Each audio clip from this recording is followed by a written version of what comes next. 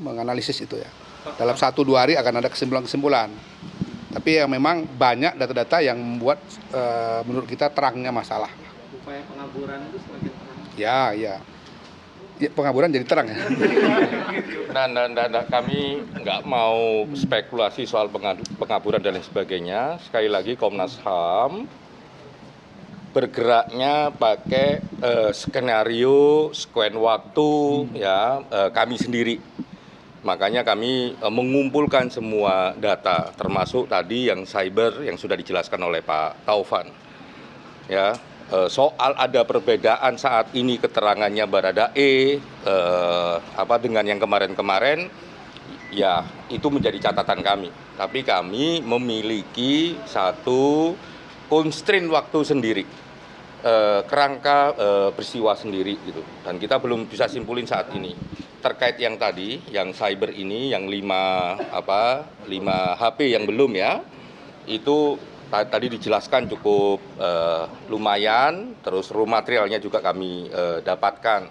Yang itu semakin membuat terangnya peristiwa, semakin detail. Sehingga kami seandainya kami dalam waktu tidak terlalu lama harus ke TKP, kami sudah punya kerangka.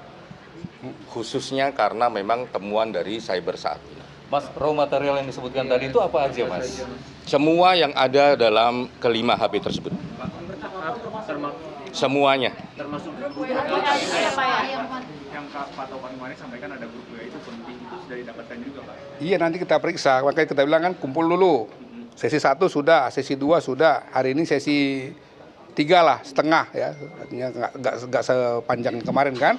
Seluruhnya materi itu akan kita analisis dalam 1-2 hari baru ada kesimpulan. Data itu ada atau tidak? Iya, kan raw material kita ambil, baru dia suruh jelasin. Ini dari mana gitu, 30 menit. Saya ingin menegaskan Pak terkait dengan pernyataan ataupun kesaksian yang diberikan oleh Baradae Eliezer yang berubah-ubah, yang tidak konsisten. Komnas HAM apakah akan melakukan pemeriksaan ulang terkait dengan? Ya sangat mungkin kita akan periksa ulang. Ya. Kapan kira-kira Pak? Sudah ada rencana? Yang sudah ada besok itu balistik. Kamis itu Pak Ferdi Sambo. Ya, yang belum itu Bu Putri. Terus pertanyaan tadi yang soal ajudan-ajudan. Begitu. Belakangan juga ada proses beberapa penangkapan tersangka itu ya Pak. Proses penangkapan tersangka itu oleh pihak kepolisian itu akan menghambat jalannya penyelidikan Komnas HAM apa enggak? Ya, gimana menghambat, kan udah saya ulang dari awal. Sejak awal Pak Wakapolri dengan Pak Irwasum Kumari itu bersepakat dengan Komnas HAM untuk bersinergi, kan begitu. Koordinasi terus. Ya kalau misalnya ada hal-hal yang misalnya kurang jelas bisa saling bertanya. Jadi nggak ada yang saling menghambat. Mempengaruhi mungkin Pak teman-teman berbeda-beda gitu. Ini ada tim dari polisi melakukan pencarian fakta. Kita mencarikan fakta juga. Kemudian ada koordinasi. Di mana saling menghambatnya? Nggak ada. Konseran waktu di Magelang juga disinggung sama pengacara. Sejak awal Komnas HAM berangkatnya dari keluarga Jambi. Keterangan dari keluarga Jambi dan keterangan dari pacarnya Joshua. Sejak awal. Motif udah ada nggak Pak? Sejak awal kami berangkat dari situ, kami tata semua konstruksi peristiwanya, ya baru kita manajemen pencarian faktanya, termasuk manggil-manggil berbagai lini, ya dokes, cyber dan lain sebagainya itu berangkatnya dari konstruksi peristiwa yang kami dapatkan pertama kali dari Jambi. Komnas HAM ke Jambi itu sampai saat ini sudah ada tambahan keterangan mungkin dari keluarga. Semakin banyak informasi yang kami dapatkan dari semua pihak dan menjadikan Komnas HAM semakin kaya informasinya dan peristiwa ini semakin terang benderang. Termasuk dari Jambi dan Semakin terang benderang peristiwa yang kami dapat dengan berbagai proses yang kami lalui sampai hari ini. Pak, artinya pas pemeriksaan Baradae ada disinggung soal Jambi nggak Pak? Soal Magelang nggak Pak? Semua yang terkait apa yang kami dapat dari keluarga Jambi itu menjadi bekal kami untuk melakukan pengembangan fakta-faktanya, pengembangan peristiwanya. Jadi semuanya kami gunakan. Pak, terkait kasus ini kan setelah mereka kembali ke Jakarta dalam waktu yang sangat singkat kejadian itu terjadi begitu Pak. Artinya Magelang itu apakah menjadi tumpuan istilahnya bermulanya dari sana atau bagaimana? Semua hal yang terkait itu semua kami sedang telusurin satu-satu, ya kan? Sinergi perbandingan fakta satu dengan fakta yang lain, keterangan satu dengan keterangan yang lain, ya kan? Bukti satu dengan bukti yang lain sedang kami proses saat ini. Selain anniversary mungkin Pak di Magelang itu apa aja Pak? Semua informasi sedang kami bandingkan. Oke. Oke, makasih ya. Ini progresnya ada gimana Pak? Apa? Dengan Komnas Perempuan itu selain jadwal ada apa lagi yang sudah disusun dengan Komnas HAM? Begini, yang terkait dengan Komnas Perempuan, selain jadwal, kami kemudian mendiskusikan soal metode dan strategi. Strategi apa? Membangun kepercayaan Bu Putri terhadap Komnas HAM dan Komnas Perempuan. Karena apa? Karena ada situasi khusus yang saat ini sedang dihadapi Bu Putri. Begitu ya? Oke ya. Oke ya. Ya, terima kasih.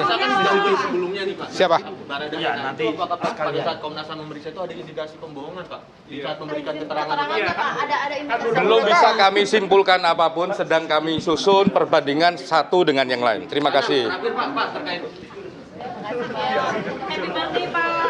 birthday.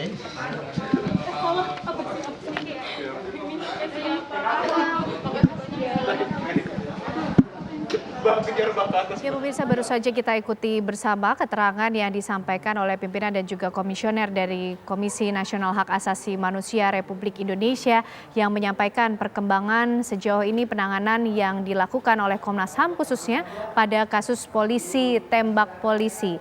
Informasinya pemirsa masih akan dilakukan pemeriksaan atas beberapa hal termasuk mengenai uji balistik, kemudian pemeriksaan terhadap Irjen Verdi Sambo dan juga Putri Chandrawati untuk mengungkap secara terang benderang apa yang sebenarnya terjadi sehingga menyebabkan meninggalnya Brigadir Joshua. Dan tadi juga pihak Komnas HAM menyampaikan bahwa sudah mencatat poin-poin dan setiap keterangan yang disampaikan oleh saksi maupun juga pihak-pihak yang diduga terlibat dalam kasus ini, termasuk juga menggali keterangan dari keluarga Brigadir Joshua yang ada di Jambi.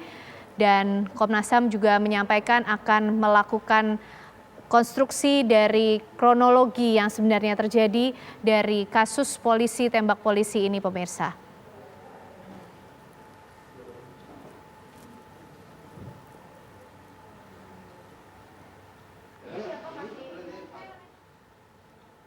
Khairul Anam yang kiri. Ya, sementara itu pemirsa, Lembaga Pelindungan Saksi dan Korban LPSK melakukan asesmen atau penilaian psikologis terhadap istri Irjen Verdi Sambo, Putri Chandrawati hari ini. Asesmen dilakukan di rumah Putri Chandrawati. Juru bicara LPSK Ruli Novian menyatakan asesmen di rumah pemohon merupakan hal yang wajar. Tim LPSK akan melakukan asesmen di rumah bila pemohon mengalami trauma. Sebelumnya, Putri Chandrawati sudah 2 kali absen menghadiri asesmen di LPSK. Penilaian psikologis ini dilakukan menyusul permintaan perlindungan yang dilayangkan Putri Chandrawati kepada LPSK.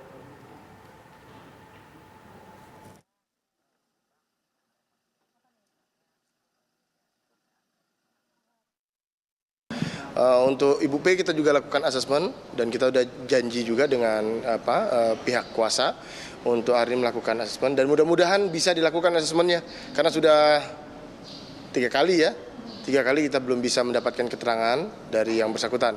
Nah, asesmen yang dimaksud di sini termasuk juga di dalamnya itu melakukan wawancara sebetulnya ya, tidak hanya psikologis tetapi juga wawancara agar kita bisa paham keterangan dari yang bersangkutan berdasarkan permohonannya ini apa. Kita ya seperti saya sampaikan kemarin ya, jadi kan yang bersangkutan diduga sebagai korban. Nah, kita kan harus berpersepsi bahwa yang bersangkutan korban dulu. Nah, untuk melakukan asesmen terhadap korban, LPSK itu tidak kaku, harus di kantor juga sebetulnya. Dan ini bukan terjadi terhadap kasus ini aja, semua kasus. Harus terorisme, kekerasan seksual, perdagangan orang seperti itu kita tentukan tempat yang paling nyaman untuk dia bisa memberikan keterangan. Nah, karena kita harus mempertimbangkan itu, sensitif kita. Nah, tetapi kalau dalam hal ini, karena sudah berapa kali kita ketemu, kemudian kita undang juga ke sini, belum bisa, ya udah kita coba untuk bisakah dilakukan di tempat yang membuat dia nyaman. Nah, itu disampaikan oleh yang bersangkutan. Kami ajak Anda pemirsa menuju ke rumah dinas dari Irjen Verdi Sambo yang ada di kawasan Duren 3 Jakarta Selatan bersama rekan kami Dwi Suci di sana. Dwi Suci, apa saat ini kondisi ataupun aktivitas yang ada di rumah Irjen Verdi Sambo? Ya, kan kami mengabarkan langsung dari kediaman pribadi dari Irjen Pol Verdi Sambo, di mana tadi kita ketahui bersama bahwa tim dari LPSK, Lembaga Perlindungan Saksi dan Korban ini datang untuk melakukan asesmen psikologis terhadap istri Verdi Sambo, yakni Putri Chandrawati, di mana tadi untuk kedatangan tim pertama, yakni sekitar pukul 10.20 waktu Indonesia Barat, sudah tiba, kemudian disusul oleh tim kedua yang datang sekitar kurang lebih 1 jam kemudian. Untuk pemeriksaannya sendiri, memang tadi kita sudah ketahui bersama, ataupun dari tim LPSK ini sudah selesai, dalam artian memang mereka sudah meninggalkan dari kediaman pribadi Putri Sambo ini tadi sekitar kurang lebih sekitar setengah jam yang lalu. Mereka keluar sekitar pukul 1:30 siang, artinya kurang lebih kalau bisa kami hitung sekitar 3 jam pemeriksaan psikologis ataupun asesmen psikologis yang dilakukan. Namun apakah kemudian dari kedatangan tersebut asesmen psikologis ini sudah berhasil dilakukan oleh LPSK, kami belum bisa mengkonfirmasinya secara pasti, karena dari tim LPSK sendiri tadi saat meninggalkan kediaman pribadi dari Putri Sambo ini tidak memberikan statement apapun kepada kami para awak media yang menunggu sejak tadi pagi sekitar pukul 10 pagi. Kalau memang tadi kita juga sudah mengingat dan juga menyaksikan bersama bagaimana ada tadi pernyataan dari pihak LPSK, dalam hari ini jubir LPSK yang menyatakan bahwa pemeriksaan di kediaman ini merupakan pemeriksaan lanjutan, asesmen psikologis lanjutan. Sekali lagi ini merupakan pemeriksaan psikologis. Asesmen psikologis untuk nantinya kemudian menentukan apakah permintaan perlindungan dari Putri Sambo ataupun Putri Chandrawati ini bisa dikabulkan oleh LPSK. Nah, sekedar informasi pula kan bahwa tadi juga disampaikan ini merupakan tahap asesmen psikologis awal, karena kita ketahui bersama bahwa sudah kurang lebih 3 kali LPSK memanggil dari Putri Chandrawati ini untuk kemudian dilakukan pemeriksaan di LPSK ataupun kantor LPSK, namun beliau berhalangan hadir dengan alasan trauma psikologis yang masih diderita akibat kejadian yang terjadi di rumah dinasnya pada awal bulan lalu. Dan kemudian akhirnya pada hari ini tim LPSK mendatangi kediaman Putri Chandrawati ini untuk melakukan asesmen psikologis. Kemudian tadi juga bisa kami sampaikan bahwa ada pernyataan dari pihak LPSK yang menyatakan bahwa ini merupakan asesmen psikologis tahap awal dan masih kemudian akan ada kemungkinan asesmen lanjutan, karena sekali lagi prosesnya ini adalah tidak cukup panjang begitu, karena tidak mungkin dalam satu kali pertemuan ini bisa langsung disimpulkan apakah kemudian permintaan perlindungan ataupun dalam hal ini adalah permintaan perlindungan dari Putri Chandrawati ini bisa dikabulkan oleh LPSK, karena sekali lagi tadi wawancaranya sendiri juga ada beberapa teknik-teknik psikologi yang kemudian nantinya akan menentukan, dan tadi juga tim LPSK yang hadir juga didampingi oleh psikolog untuk kemudian melakukan asesmen psikologis tersebut. Untuk sementara demikian dulu, Ken, kami kembalikan pada Anda di studio. Terima kasih Dwi Suci Amalia mengabarkan dari kediaman pribadi Irjen Verdi Sambo. Kita menuju ke Barreskrim Polri untuk melihat juga bagaimana situasi di sana bersama rekan kami Elva Rizka Bayu. Ika, silakan. Ya, Ken, Ana dan juga pemirsa dapat kami informasikan bahwa hingga saat ini tim dari Lembaga Perlindungan Saksi dan juga Korban masih berada di gedung Barreskrim Polri di tempat kami mengabarkan ini. Seperti yang diketahui tadi tim dari LPSK ini datang sekitar pukul 12.30 waktu Indonesia Barat. Kami tadi memantau kedatangan tim dari LPSK ini, diantaranya ini adalah Wakil Ketua LPSK Edwin Partogi Pasaribu dan juga Brigjen Pol Purnawirawan Ahmadi. Namun tadi pada saat tiba di gedung Barreskrim Polri ini memang keduanya tidak menyampaikan sepatah kata pun begitu kepada awak media yang memang kami dari tadi menunggu kedatangan dari LPSK ini di tempat kami mengabarkan ini di Barreskrim Polri. Dan memang sebelumnya diketahui bahwa kedatangan dari tim LPSK ke Barreskrim Polri ini adalah untuk mendalami keterangan lebih lanjut begitu dari Baradae yang saat ini masih ditahan di Barreskrim Polri. Selanjutnya juga berkoordinasi dengan Barreskrim Polri karena usulan ataupun permohonan justice kolaborator yang disampaikan melalui pengacara Baradae oleh Baradae sendiri. Dan hingga saat ini kan dengan tadi sudah datang pada pukul 12.30 ini sudah lebih dari 1 jam pihak dari LPSK ini berada di Barreskrim Polri, dan nanti kami juga menunggu bagaimana kemudian pemeriksaan ataupun permintaan keterangan yang dilakukan oleh LPSK kepada Baradae, dan juga kemudian bagaimana koordinasi dari LPSK ini dengan Barreskrim Polri mengenai kasus ini. Selain itu juga Ken Ane dan pemirsa dapat kami informasikan pula bahwa pada sore hari ini kami mendapatkan informasi bahwa dari Polri akan mengumumkan tersangka ketiga dari kasus ini, di mana informasi terakhir yang kami peroleh bahwa nanti tersangka ketiga ini akan langsung diumumkan oleh Kapolri Jenderal Polisi Listio Sigit Prabowo, dan rencananya ini akan dilaksanakan pada sore hari ini sekitar pukul 16 waktu Indonesia Barat. Namun ini memang masih belum diketahui pastinya pukul berapa, namun informasi terkini yang kami peroleh untuk keterangan pers yang akan disampaikan untuk tersangka ketiga dari kasus ini nanti akan disampaikan oleh Kapolri Jenderal Polisi Listio Sigit Prabowo. Sementara demikian, Ken, kami kembalikan kepada Anda.